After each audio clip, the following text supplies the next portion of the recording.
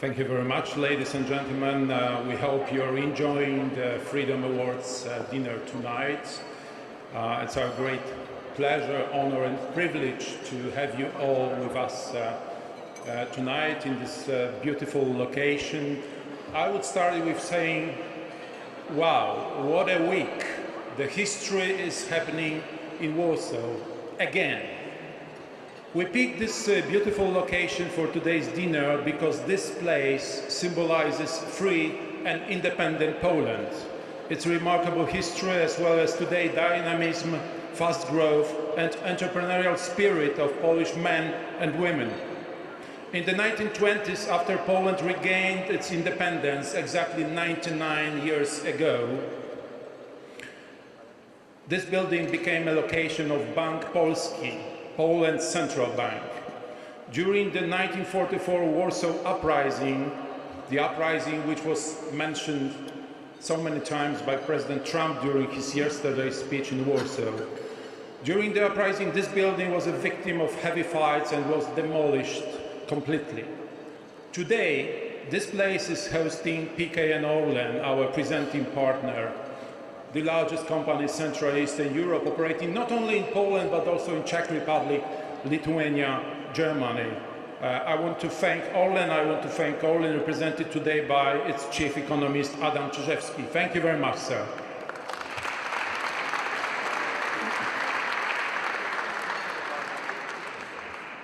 Let me now introduce the next distinguished guest on stage, Mr. Stephen J. Hadley.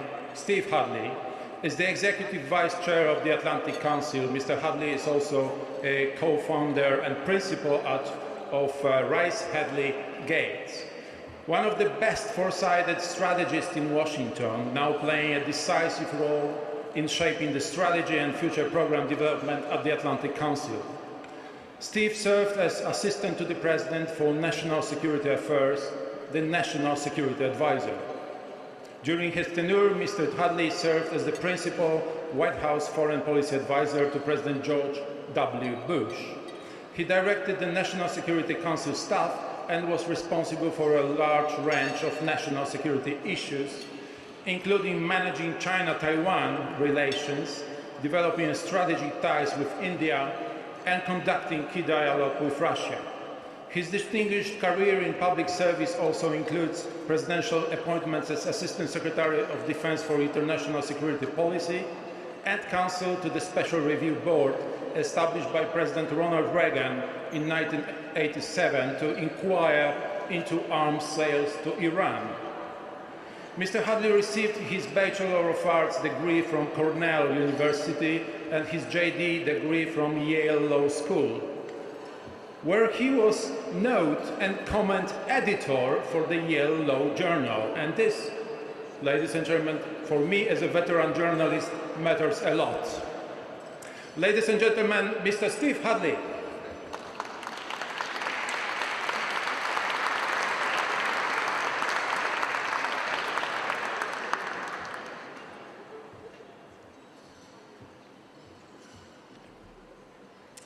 Thank you very much, Michal, for those kind words, for that kind introduction. And thank you for representing the Atlantic Council so effectively here in Poland. On behalf of the Board of Directors of the Atlantic Council, I want to add my welcome and thank you all for joining us for this very special evening. In my role as Executive Vice President of the Atlantic Council and as Chair of the Board's Strategy and Programs Committee, I want to underscore how important the Atlantic Council's work in Poland and in Central and Eastern Europe is to its mission. We believe that the United States has a special relationship with the people of this region. Constructive U.S. engagement in the region serves all of our interests and advances our common values. There is so much that we can do together. The Freedom Awards that are the focus of this dinner are given to honor those who embody the values of freedom to which our two nations are dedicated. It is significant that it is in Poland that we present these awards. As has been said before, it is Poland's historical experience that has inspired individuals and nations to struggle for the freedom to determine their own destinies. The Polish people know better than anyone that freedom is not free, that it must be fought for and it must be defended. That is why we honor tonight the men and women serving in the NATO-enhanced forward presence in Central and Eastern Europe. They serve to deter any who might want to roll back freedom's march. That is why we honor Ambassador Dan Fried for his long diplomatic service. He worked tirelessly to help the newly free nations of the region institutionalize their freedom in their political and economic systems and in their relationships with European and transatlantic institutions. And that is why we honor Dr. Zbigniew Brzezinski, for no one was more passionate or more effective in his advocacy of freedom for Poland and for the rest of the region.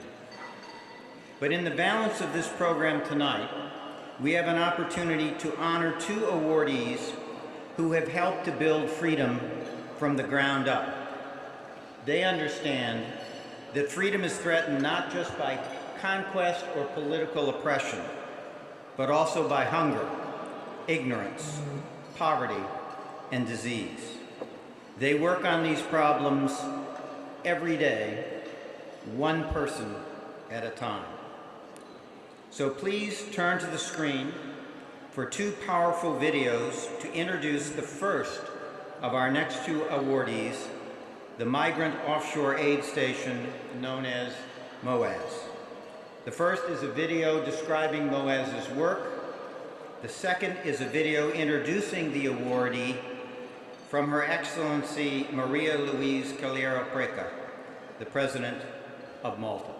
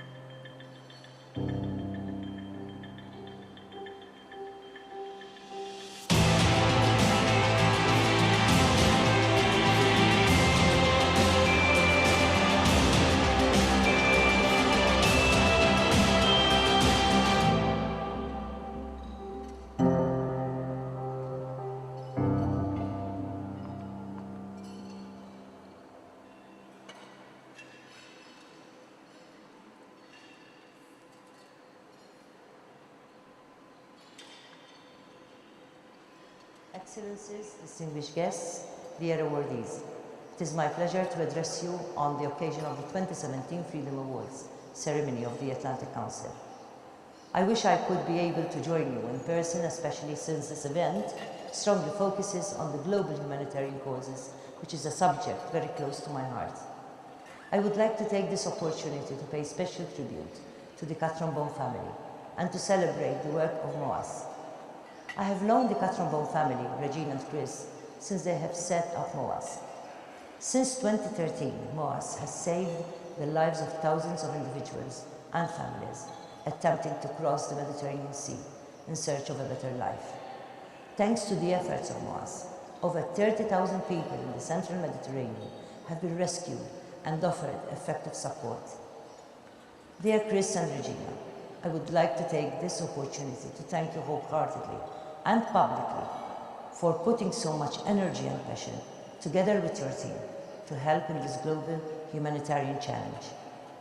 As we consider the numbers of people currently at risk, let us also remember that the International Organization for Migration estimates that last year alone, 1 in 29 migrants and refugees died while attempting to cross the central Mediterranean.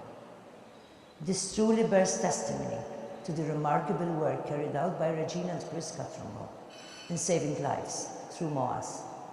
I believe it is essential for us to keep emphasizing at a time when the world is facing increasing uncertainties that the complex phenomenon of human migration is fundamentally a phenomenon about people.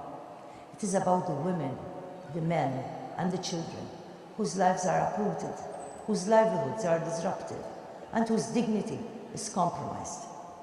The well-being of vulnerable people fleeing situations of violence and precarity should be a top priority on our national agendas and also the global agenda. I also believe that we must work together, fostering synergy between national and international authorities, civil society activists, such as the Cattrombo family and other stakeholders. We must have one voice, emphasizing the need for legislation and policies that are driven by our shared duty to safeguard universal human rights and fundamental freedoms of each and every member of our human family. In conclusion, let me say that I augur continuing success to the dedicated team at MOAS under the leadership of Chris and Regina Cattrombo and their collaborators. I can think of no more deserving recipients than the Cattrombo family of this distinguished award.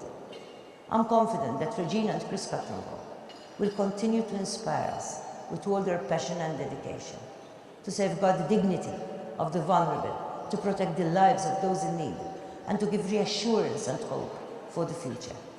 Dear Regina and Chris, I'm truly proud of you. Thank you for your attention.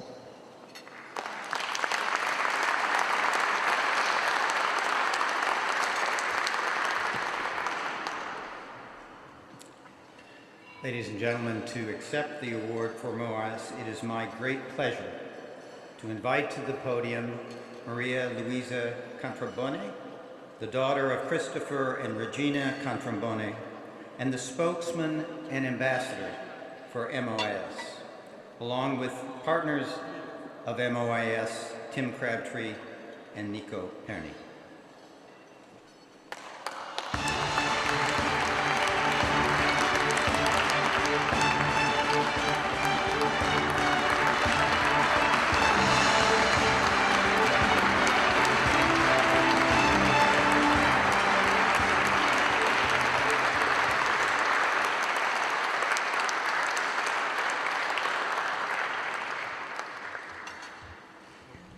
I'm delighted to be here tonight to represent my family and our organization.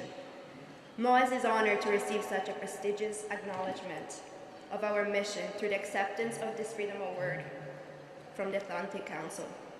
I would like to thank my parents, Christopher and Gina Cattrambone, for pioneering this groundbreaking initiative.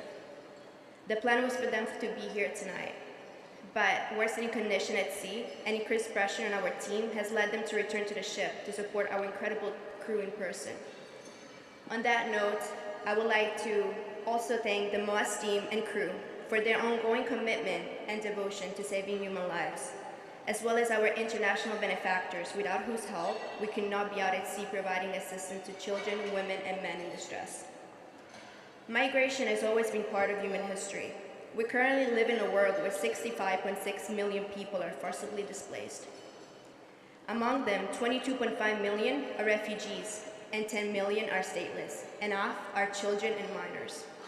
This is the defining global humanitarian crisis of my generation, and our response to it as an international community will be remembered throughout history. Migration affects our daily lives and has a different impact according to our own country of origin, but it is a phenomenon that cannot be denied, no matter where you live. I myself grew up on the shores of the Mediterranean.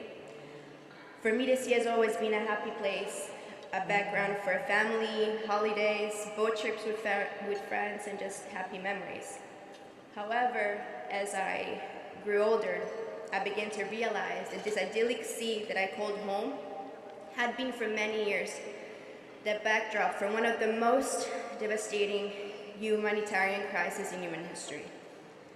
I found it frustrating and deeply saddening that our own communities were not fully aware of what was happening, and that many who were aware were unwilling to acknowledge it, and it hung over communities of the Mediterranean like a hidden truth. In 2013, my parents went sailing with friends, and so I won a jacket flowing in the water, and that was a tangible evidence of this human tragedy. Months later, over 360 people died just off the coast of Lampedusa. And this was our reality check. Every year since then, thousands have died attempting the crossing. And for my family, it was unthinkable to sit by and watch our Mediterranean be redefined as the graveyard of Europe. We believed deeply that no one deserved to die at sea. And we were willing as a family to invest our resources, our time, and our energy into creating a new model to mitigate the devastating loss of lives that we were witnessing. And this is what has inspired my parents' decision to buy MOAS, the MOAS vessel, the Phoenix, and start the first ever civil society search and rescue charity in the Mediterranean. As well as saving lives, we also wanted to shift the focus from the land to the sea. I am from a generation who has seen the power of civil society in changing the narratives to affect real political change. And this was a fundamental part of our plan. Since our very first mission, the MOAS team has saved and assisted over 39,000 people. And we have been the pioneers for many organizations that followed in our footsteps. However, we cannot stand by and watch anymore. We cannot turn our heads and pretend that this humanitarian crisis is not affecting us, because it is. Today we're here because in the face of apathy and inaction, we lead a community that continues to choose courage over fear. Thank you all for this incredible honor tonight. We are very grateful at MOAS for the work that is being recognized and the acknowledgement of the importance of those life-saving initiatives. So thank you.